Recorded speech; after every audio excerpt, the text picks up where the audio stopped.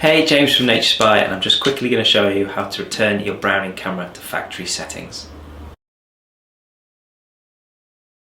I'll first show you how to do this on the Spec and Recon Force models. So you're looking for a setting in the menu called Default Settings. So when we turn it on,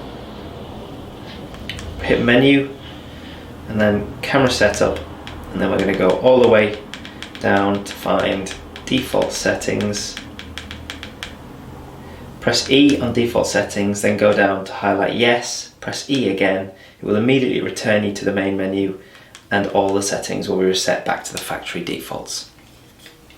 Okay, so it's a very similar process, but it's slightly different on the Dark Ops, Strike Force, Command Ops and Patriot models.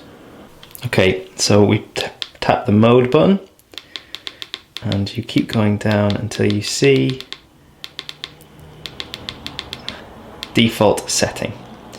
So it doesn't give you a yes, no, it just says OK. So when you tap OK on that, it'll ask you reset to default. Move it across to OK, so it's highlighted, tap OK, and everything will be reset. So that's it, pretty simple, but that's how to reset your Browning camera to the default factory settings.